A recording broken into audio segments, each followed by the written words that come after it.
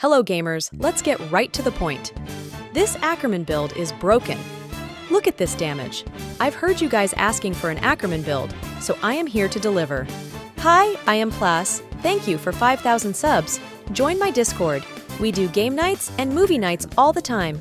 We also host frequent giveaways, all around a great community. And join my regiment. We are number 11 on leaderboards.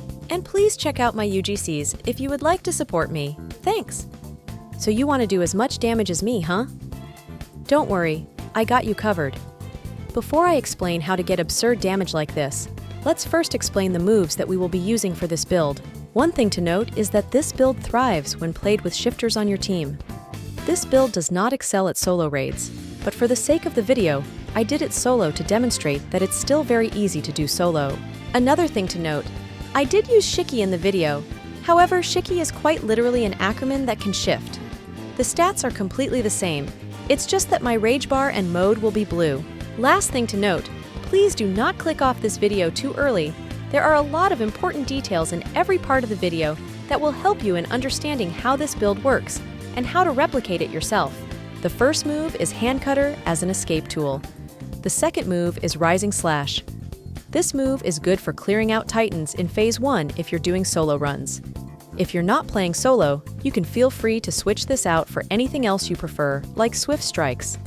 The third move is Let It Rip. This move is insanely good for damage on Aaron, especially if you target the legs with it. There's also some synergy in the build for hitting the legs, which I'll get to later. The fourth move is Rage Mode. This move increases damage and other useful stats that will benefit you heavily in hitting big numbers. The last moves will usually be bandages for healing injuries in case you get hit.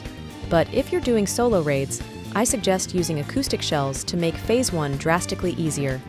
In short, acoustic shells distract Titans from killing Aaron to make Phase 1 more manageable. This unfortunately comes at the cost of not being able to heal injuries. If you would like, if you're doing solo raids, switch out Rising Slash for bandages and keep acoustic shells so Phase 1 is a breeze as well as you can heal injuries. Let's jump right into the skill tree. In the family skill tree, unlock Rage Mode, the extra perk slot, and Let It Rip. Next, max the left side damage tree. After that, get up to here in both the tank and support tree. The point is to max the damage tree to maximize the most possible damage, seeing as the damage tree takes so many skill points. These perks are going to be slightly different compared to the usual suggested perks. For the two offense perks, take Kengo and Unparalleled Strength like usual. Take Immortal for the defense perk, and take Tatsujin as the support perk. And now, here are where things differ from the usual. Usually I suggest taking Perfect Soul because it's pretty standard and gives good damage and some other beneficial stats. But this build focuses on raw damage, so in your core perk slot, use the offense epic rarity perk called Peerless Strength.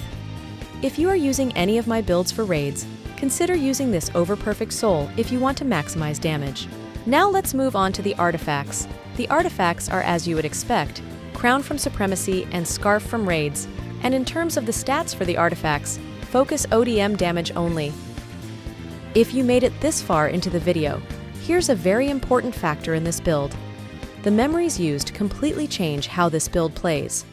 If you watched my Zoe video, you would know what I'm about to talk about. The memories are as follows: Flash Step, Fury Forge, and Crescendo.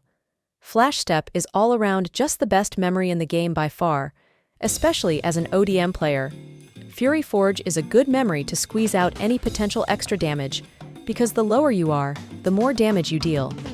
And finally, Crescendo. Crescendo at max potential increased your damage quite a bit just by adapting a new playstyle. Crescendo makes you deal 20% extra damage to stun Titans. You might be wondering how you stun Aaron. Remember when I spoke about using Let It Rip on Aaron's legs? This is where the really good synergy comes in. Use Let It Rip to damage Aaron's legs and stun him. Once he is stunned, go crazy on his nape, especially because stunning him usually results in the weak spot moving to his nape. This increases damage by a noticeable amount, and you should abuse this now. If you copy this build perfectly, you can hit numbers close to, if not, 1 million damage on weak spots, which is absolutely insane. Unfortunately, I'm missing Fury Forge in this recording. If you're good enough, You can even consistently do raid runs under 5 minutes solo as an ODM user, which is crazy to think about.